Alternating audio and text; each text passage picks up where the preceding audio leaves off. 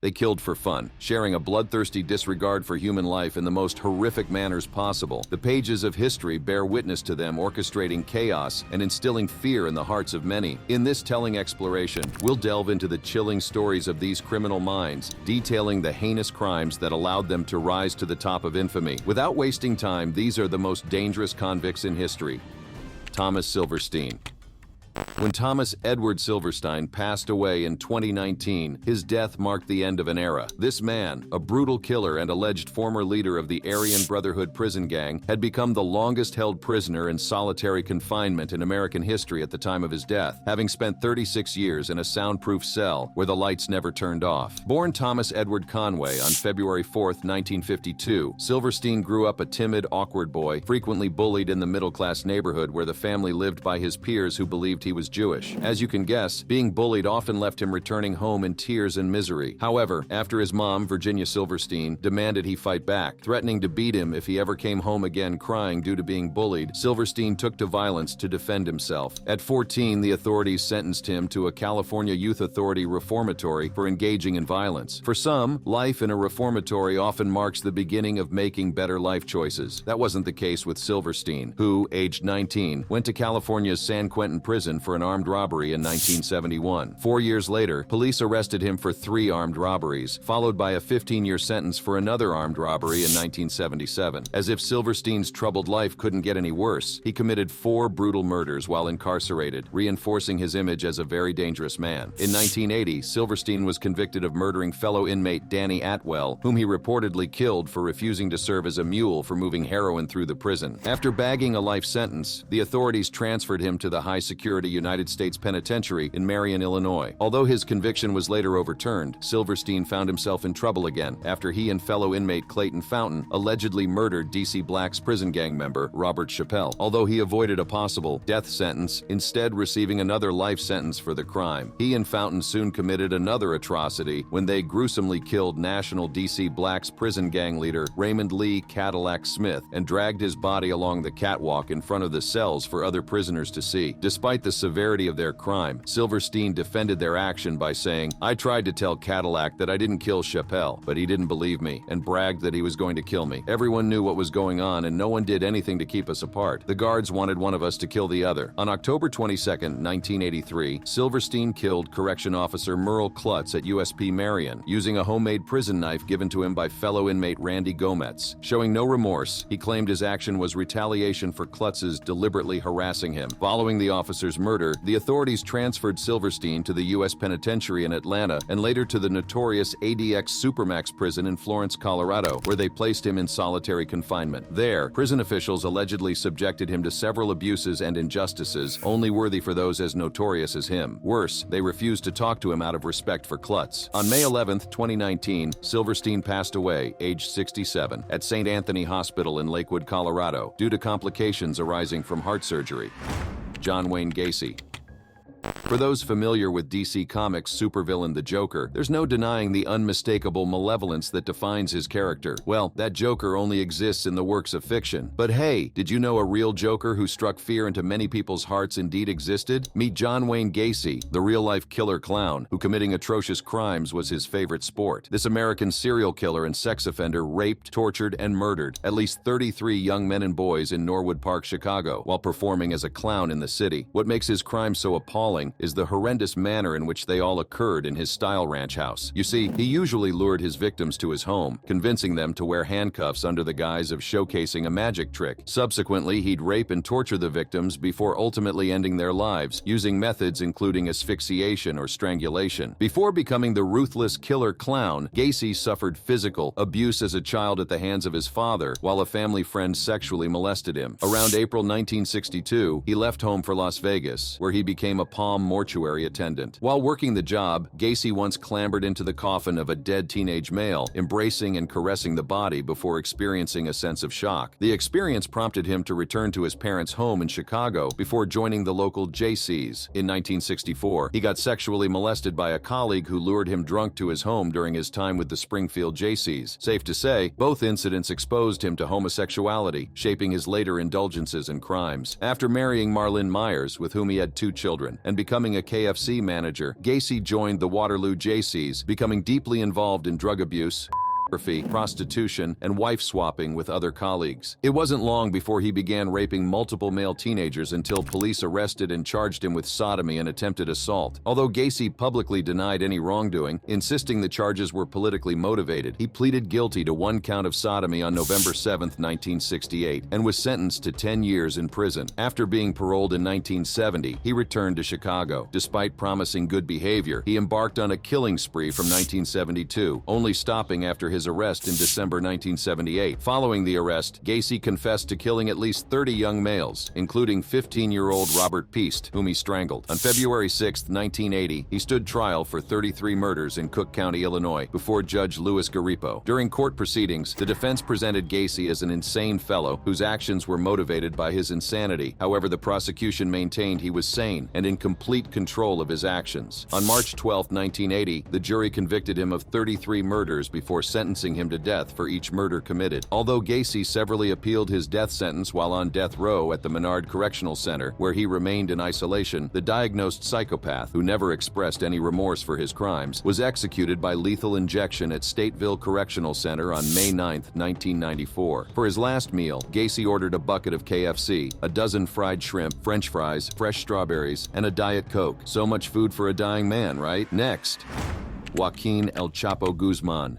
When discussing powerful drug lords, people often think of Pablo Escobar as the prime example. However, one other name, Joaquin Archibaldo Guzman Loera, stands out for his audaciousness, cunning, and long-lasting influence on the drug trade. If there's a reason ADX Florence exists, it's for people like him, whose notoriety at the highest level of the criminal underworld is unparalleled. Born April 4, 1957, into a low-income family in rural La Tuna, Badiraguato Municipality, Sinaloa State, Mexico, Guzman gained renown for his ruthless reign over the Sinaloa cartel and daring escapes from high-security prisons. Nicknamed El Chapo due to his short, stoic physique, Guzman endured a challenging childhood marked by poverty. As a young boy, he sold oranges and dropped out of school to work with his father, leaving him functionally illiterate. Due to the few employment opportunities in his hometown, he began cultivating opium poppy, having his own marijuana plantation at age 15, and used the money he made from selling marijuana to support his family. In his early 20s, he joined organized crime, working for drug lord Hector El Güero Palma Salazar in the 1970s, and later the Guadalajara cartel, then headed by Miguel Angel Felix Gallardo, aka the Godfather. Following Gallardo's arrest in 1989, he formed the Sinaloa cartel alongside Palma Salazar, Ismael Zambada Garcia, and Juan Jose Esparragoza Moreno. After Palma's arrest in 1995, Guzman assumed leadership of the cartel. Under his leadership, the criminal organization became Mexico's most prominent, wealthiest, and most powerful drug cartel. Smuggling multi-ton cocaine shipments to the U.S. Guzman's drug empire soon made him a billionaire, with a net worth of about $12 billion at his peak and an annual earning of about $460 million before his imprisonment. During his free years, Guzman had a penchant for violence. He'd kill anyone who stood in his way from reaching his goal, sometimes even for the slightest of reasons. For example, if any of his drug shipments didn't arrive on time, Guzman simply killed the smuggler himself by shooting him in the head. He maintained and often sent out ruthless squads that wreaked havoc throughout Mexico, killing thousands, including ordinary civilians, rival gang members, state officials, police officers, and soldiers. His most potent assassins included Melissa Margarita Calderon Ojeda, who allegedly killed over 200 people. First captured in Guatemala in 1993, Mexico authorities sentenced him to 20 years for murder and drug trafficking. In 2001, he escaped Puente Grande Maximum Prison after bribing multiple prison guards. His escape resulted in U.S. and Mexican authorities offering an $8.8 million combined reward for information leading to his capture. In 2014, Mexican forces arrested him, but he again escaped in 2015 through a tunnel dug by associates into his jail cell. After recapturing him on January 8, 2016, Mexican authorities extradited him to the U.S. 1 year later. In 2019, Judge Brian Cogan sentenced him to life imprisonment. Currently incarcerated at ADX Florence, reports suggest he might be planning an escape from the Supermax facility. Although Escobar reportedly amassed an estimated net worth of $30 billion by the time of his death. To compare, American media outlets dubbed Guzman the biggest drug lord of all time, while the U.S. DEA strongly estimates his influence and reach surpass that of Escobar. Aileen Carol Waros.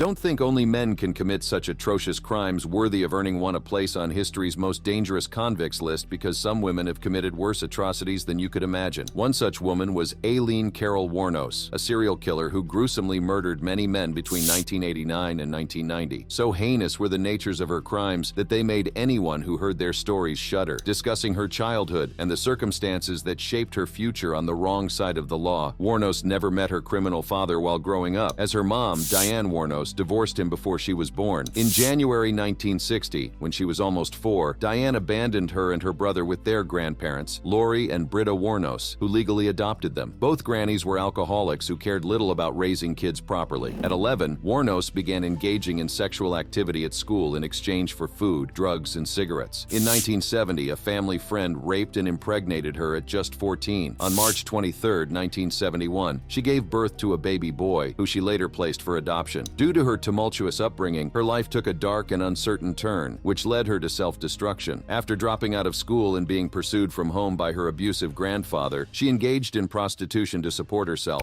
During this time, she began having trouble with the law, leading to several arrests. Worse, she brutally killed 7 men within 12 months. Warnos's first victim was a 51-year-old electronics store owner, Richard Charles Mallory, whom she shot multiple times on November 30, 1989. 2 days after the murder, a Volusia County deputy sheriff found Mallory's abandoned vehicle. Following an investigation, police discovered his body under a carpet in the woods. As she later claimed, Mallory intended to rape, beat, and sodomize her after driving her to an abandoned area for sexual services. Therefore, she killed him in self-defense. However, she didn't stop with his killing. She murdered 47-year-old construction worker David Andrew Spears by shooting him 6 times using a pistol. Next on the list was 40-year-old Charles Edmund Carskadden, a part-time rodeo worker who she reportedly shot 9 times with a .22 caliber weapon before making away with his car. Additionally, she killed 4 male clients aged 50 to 65 in horrific manners that defied conventional expectations for any woman. Officers arrested Waros at the Last Resort Biker Bar in Volusia County, Florida on January 9, 1991. On January 14, 1992, Waros' trial for Mallory's murder began. On January 16th, she confessed to 7 murders. However, she pleaded not guilty to murder, maintaining she only acted in self-defense. Despite her claims, the jury convicted her of Mallory's murder on January 27, 1992. When the verdict was announced, Waros, upset, shouted, "I was raped. I hope you get raped, scumbags of America." 4 days after the verdict, she received the death penalty. On March 31, 1992, Waros pleaded no contest to the murders of 3 of her victims, saying she wanted to get right with God. Between June 1992 and February 1993, she entered 2 guilty pleas for murder, receiving a total of 6 death sentences for first-degree murder. On October 9, 2002, the authorities executed Waros by lethal injection. Ted Bundy. The court finds that both of these killings were indeed heinous, atrocious, and cruel, and that they were extremely wicked, shockingly evil, vile, and the product of a design to inflict a high degree of pain and utter indifference to human life. Not all serial killers wear ugly faces, as some, like Ted Bundy, have charming exteriors that mask the vile darkness within. Between 1974 and 1978, this man, who went by many names, brazenly killed around 36 women in 7 U.S. states. Born Theodore Robert Bundy on November 24, 1946, he wasn't your typical serial killer. He was intelligent, charismatic, and handsome. These qualities allowed him to gain the trust of his victims, and even those who later investigated his crimes. His good looks and suave demeanor made him the last person anyone would suspect of being a cold-blooded killer. Bundy's earliest documented terror reign began in Seattle, Washington. On January 4, 1974, he entered the basement apartment of 18-year-old Karen Sparks, mindlessly bludgeoning her with a metal rod from her bed frame before sexually assaulting her with the same rod. Although she survived the ordeal, the extent of her injuries resulted in permanent brain damage, with significant loss of vision and hearing. Bundy would later murder 7 other women between Washington and Oregon and 5 in Utah. In 1975, he moved between Utah, Colorado, and Idaho, killing 5 other women and another 6 in Florida in 1978. Bundy's modus operandi was particularly gruesome. He mainly targeted young women, often approaching them with a fabricated story or a helping hand. Once he gained their trust, he'd overpower and abduct them, subjecting them to horrific, violent acts before ending their lives. Also, he often engaged in necrophilia with the corpses of his victims and allegedly returned to their dumping sites to perform unspeakable acts on their remains. One of the most unsettling aspects of Bundy's crimes was that he eluded capture for an extended period. His ability to maintain a dual identity as both a charismatic law student and a sadistic killer left investigators baffled, although it seemed like he'd never get caught. Bundy's August 16, 1975, arrest by Utah Highway Patrol officer Bob Hayward marked the beginning of the end for him. After initially evading detention, mounting evidence against him led to him facing charges for various crimes committed over the years. After being sentenced to 1 to 15 years in the Utah State Prison in June 1976, he twice escaped from custody before ending up in Florida, where Officer David Lee arrested him. Bundy's Florida trials became a cause célèbre, attracting much media and public attention. Following lengthy court proceedings that saw irrefutable evidence presented against him for multiple murders, he received 2 death sentences, first in 1979 and later on February 10, 1980, when he was condemned to die by electrocution. While on death row, the serial killer confessed to the murders of 30 women, the chilling detailed admissions revealing the extent of his brutality and the psychological manipulation he employed to trap his victims. On January 24, 1989, the authorities executed him in the Rayford electric chair, his death marking the end of a chapter in criminal history. Charles Bronson.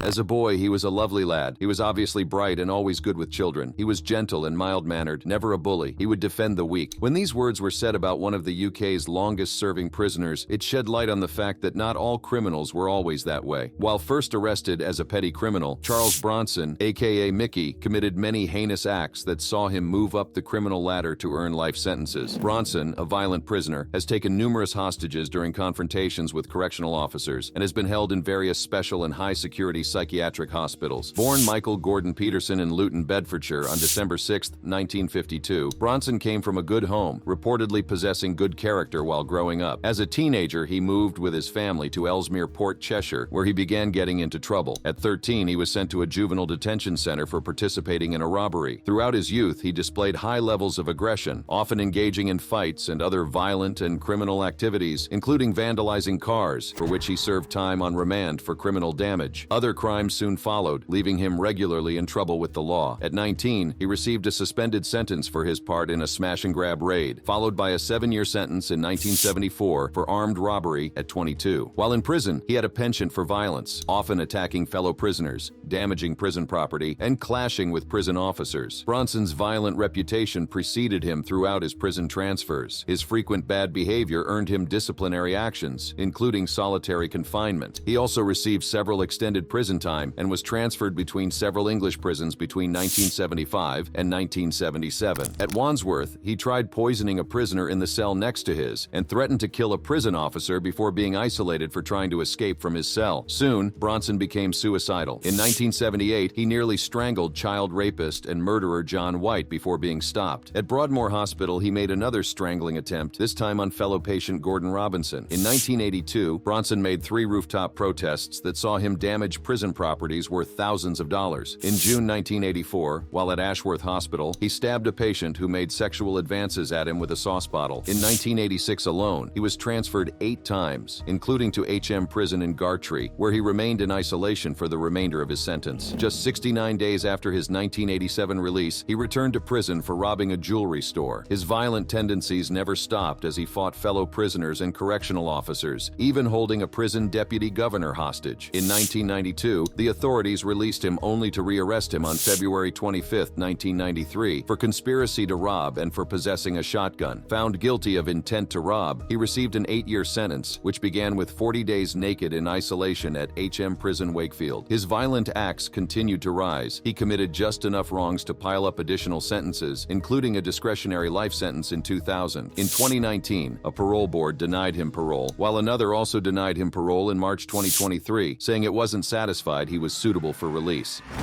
Dennis Rader.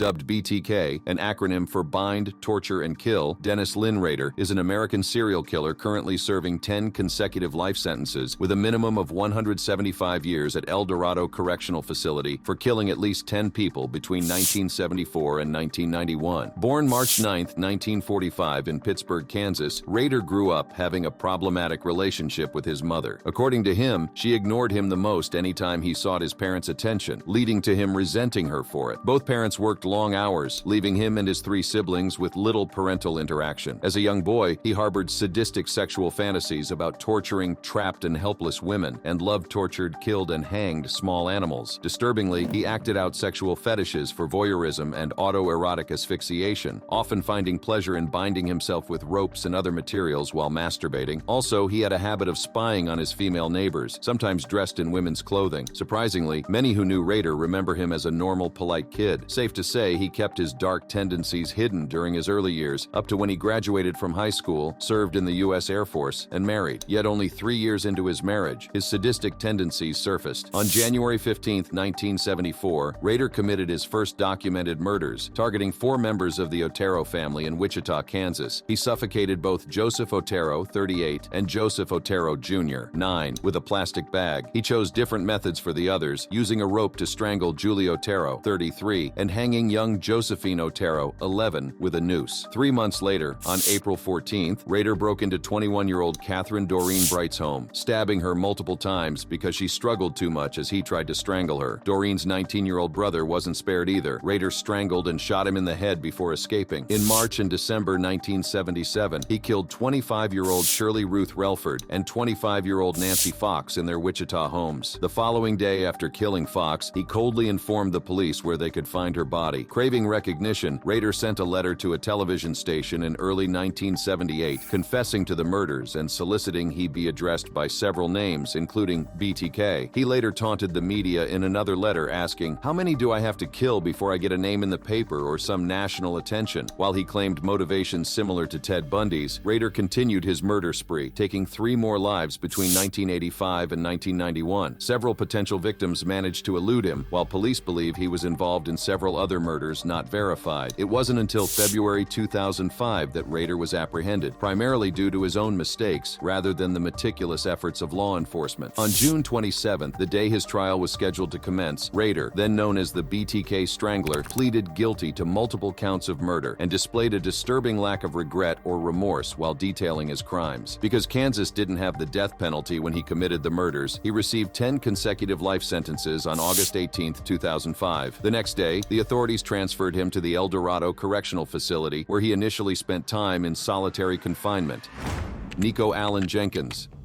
In the annals of criminal history, Nikko Allen Jenkins stands out as a chilling embodiment of hostility and violence. His story is a disturbing tale unfolding like a horror movie, complete with gruesome crimes, a twisted psyche, and a series of events that would shock even the most hardened minds. Before the 2013 murders that brought him to the national spotlight, Jenkins had a troubling criminal history. Raised in a dysfunctional family in Omaha, Nebraska, and diagnosed with mental illness, he had a lengthy rap sheet, including convictions for weapon possession, assault, robbery, and carjacking. At 15, Jenkins bagged a 21-year sentence for carjacking. While behind bars, he reportedly incited riots and assaulted prison guards. Despite his misconduct, the authorities released him after serving 10.5 years of his sentence. Between August 11th and 2013, less than 2 weeks after his release, he embarked on a killing spree, claiming the lives of 3 men and a young woman, all brutally gunned down in cold blood. Jenkins' first victims, Juan Uribe Peña and Jorge Cajiga Ruiz, were lured to meet 2 women for a sexual encounter. Around 5:01 a.m. on August 11th, a patrol officer discovered their bodies in a white Ford pickup truck parked near a city swimming pool at 18th and F Street, Spring Lake Park. Both men were shot in the head. On August 19th, around 7 a.m., the body of Curtis Bradford, who posed with Jenkins for a Facebook photo posted the day before, was found with 2 bullet wounds outside a detached garage at 18th and Clark Street. Jenkins's fourth victim, 33-year-old Andrea L. Kruger, suffered a similar fate on August 21st when he pulled her her out of her car and shot her multiple times in the face, neck, and shoulder before driving off with her SUV. Undoubtedly, the sheer brutality of the murders shocked law enforcement and the public alike. After police initially arrested Jenkins for an unrelated terror threats charge, investigations revealed he'd committed the crimes. On September 3rd, he confessed to all 4 murders, saying the acts were part of a blood offering to appease Apophis, an ancient Egyptian serpent god. Following the confession, the authorities charged him with 4 counts of murder. Although one would think he'd show some remorse for his transgressions, Jenkins blamed the authorities for the crime, even suing the state of Nebraska for wrongfully releasing him from prison, which led to the killings. Also, he stated that his problems were caused by mental illness and that he had schizophrenia, bipolar disorder, and obsessive-compulsive disorder. He even pledged to protect Apophis's kingdom with animalistic savage brutality in a series of letters dated November 3, 2013. The court proceedings were a harrowing spectacle, with Jenkins displaying erratic behavior, often ranting, howling, and laughing as prosecutors recounted the details of his victims' deaths. Throughout the trial, he maintained that he acted under the command of Apophis and showed zero remorse for the killings. In April 2014, Judge Peter Bataillon found him guilty of all 4 murders, and in May 2017, a 3-judge panel sentenced him to death, alongside a 450-year sentence on weapons charges connected with the murders. As of 2022, the convicted serial killer is incarcerated at the Nebraska Correctional Facility, awaiting his execution.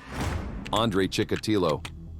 Do these images show a harmless man without any care for committing evil in this world? No, and don't let that innocent face and laughter fool you, because the man you're seeing is Andrei Romanovich Chikatilo. On the outside, this man appeared to be a stand-up Soviet citizen, a former military man, and a devoted father of 2. However, he was a brutal killer whose infamy earned him the monikers the Butcher of Rostov, the Rostov Ripper, and the Red Ripper. Between 1978 and 1990, Chikatilo sexually assaulted, murdered, and mutilated at least 52 women and children in the Russian SFSR, the Ukrainian SSR, and the Uzbek SSR. He later confessed to 56 murders, although Soviet authorities tried him for 53 murders in April 1992, before sentencing him to death in October of that year. Born October 16, 1936, in Yablukne, Sumy Oblast, Ukrainian SSR, during a time when Joseph Stalin's forced collectivization of agriculture led to a famine in Ukraine, Chikatilo endured a harsh childhood plagued by poverty, hunger, and war. By his teens, he'd become both an ardent communist and a model student who couldn't secure a scholarship at Moscow State University, instead enrolling in a vocational school to become a communications technician. He later served in the Soviet Army, became a communications engineer, and began teaching at vocational school number 32 in Novoshakhtinsk. Although he suffered impotence, which negatively affected his sex life, Chikatilo sexually assaulted some of his students, leading to his teaching career ending in March 1981. In September 1978, Chikatilo moved to Shakhty, where his first documented murder occurred. On December 22nd of that year, he lured 9-year-old Yelena Zakotnova to an old, dilapidated hut, where after attempting to rape her but failing to achieve an erection, he choked and stabbed her to death before dumping her body into the nearby Grushevka River. His second victim, 17-year-old Larisa Tkachenko, suffered a similar fate. Chikatilo battered and strangled her to death after forcefully trying to engage her in sexual intercourse, using his teeth and a 6-foot-long stick to mutilate her body on September 3, 1981. Following other heinous murders and crimes, police arrested him on September 13, 1984. Owing to a lack of evidence in his murder case, he only bagged 1 year in prison for theft before being released on December 12, 1984, after serving just 3 months. Upon release, Chikatilo returned to killing women, girls, and boys as young as 9 years old. The murders horrified the public, who pressured the authorities to bring the culprit to justice. On November 20, 1990, police arrested him upon exiting a cafe. At first, he complained that they had the wrong man, but later confessed to the crimes 9 days later. Charged with 53 counts of murder and 5 charges of sexual assault against minors, the Red Ripper stood trial before Judge Leonid Akubzhanov in courtroom number 5 of the Rostov Provincial Court. On October 14, 1992, Akubzhanov pronounced Chikatilo guilty of all murder and sexual assault charges against him, formally sentencing him to death the next day. After remaining on death row for 2 years, the Butcher of Rostov was executed with a single gunshot behind the right ear on February 14, 1994, and buried in an unmarked grave within Novocherkassk Prison Cemetery. Jason Eyeball Barnum.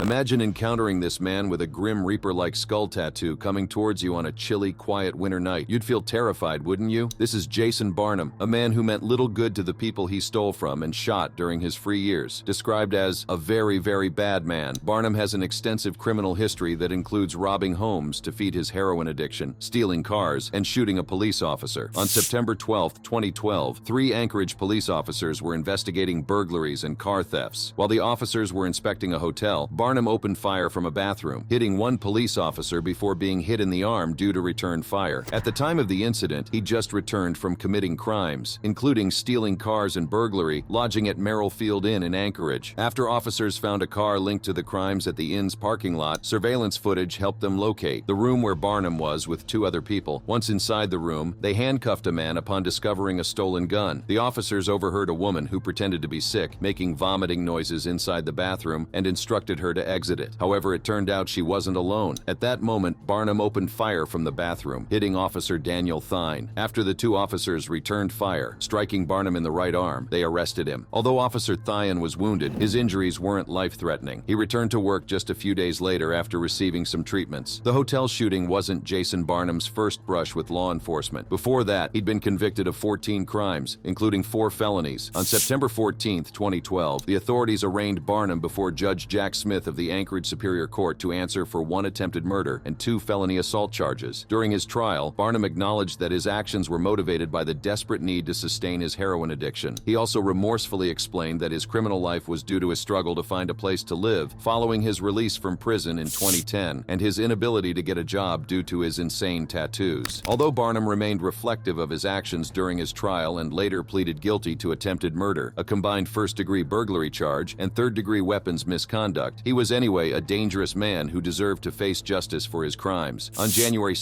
2015, he received a 22-year prison sentence after being convicted. During his sentencing hearing, Barnum infamously said, "Everybody knows that I'm not the nicest guy. I understand that what I did was wrong and I can't take none of it back. I tried, man. I apologize to the folks who are hurt from this." It goes without saying that Barnum's terrifying tattoos, which earned him the nickname Eyeball, was enough to make many think he's pretty evil. Whereas tattoos don't necessarily define their owners, Barnum's terrifying facial drawings, complemented by his criminal personality, must have convinced many to judge people with tattoos like his in certain unsettling ways. Rodney Alcala. Nope, don't let that smile fool you into thinking he's a good man with a sense of humanity inside him. When Rodney James Alcala appeared on The Dating Game in 1978, no one could have imagined he'd go down as one of history's most ruthless serial killers and sex offenders. This seemingly well-meaning handsome man with a $1,000,000 smile took pleasure in strangling his victims till they lost consciousness, waiting till they were revived, and repeating the entire process several times before finally killing them. Growing up, Alcala was an academically gifted student who received much support from his family. At 17, he served as a U.S. Army clerk. His commanding officer described him as manipulative, vindictive, and insubordinate. He received multiple disciplines for assaulting women. At 20, he was diagnosed with antisocial personality disorder, subsequently being discharged from military service on medical grounds. In 1968, the police received a report of Alcala luring 8-year-old Tally Shapiro to his apartment. By the time they arrived, he'd raped and beaten Shapiro with a steel bar, leaving her in critical condition before fleeing. The girl remained in a coma for 32 days, spending months in recovery. To evade arrest, Alcala fled California, enrolling in New York University under the false name John Berger. In 1971, he worked in the same office with serial killer Richard Cottingham, although no evidence suggests they were familiar with each other before their respective arrests. On June 12 that year, 25-year-old flight attendant Cornelia Crilly was discovered raped and murdered in her apartment. Alcala allegedly strangled her with her nylon stockings, possibly under the pretense of helping her move furniture. Months after the FBI added him to its list of most wanted fugitives in 1971, he was arrested and extradited to California. However, he wasn't charged with rape and attempted murder because Shapiro's parents had taken her to Mexico to avoid testifying. Instead, he faced child molestation charges, later receiving a 3-year sentence. 2 months after his parole in 1974, police rearrested him for assaulting a 13-year-old girl. He received a 2-year prison sentence and was again paroled in 1976. Once out, Alcala traveled to Manhattan, where he murdered Ellen Jane Hover, the 23-year-old daughter of a nightclub owner. In June 1979, he raped, beat, and stabbed 12-year-old Robin Christine Samso in Huntington Beach. After police discovered her remains 12 days later, further investigation led to his arrest in July 1979. Alcala went on trial for Samso's murder and was found guilty, resulting in a death sentence. The conviction was later overturned when it came to light that jurors were aware of his prior sex crimes. A second 1986 trial, which also resulted in a death sentence, was overturned after he filed a federal habeas corpus petition granted in 2001. Nevertheless, Alcala's string of legal victories ended in March 2010 after a near-decade legal battle over Samso's murder and those of 4 other victims. Convicted on 5 counts of first-degree murder, he received a third death sentence. In 2011, a Manhattan grand jury indicted him on 3 additional murders, leading to an additional 2013 sentence of 25 years to life. On July 24, 2021, Alcala, aged 77, died of unspecified natural causes. Although he committed 8 confirmed murders, reports suggest his victims may have numbered up to 130.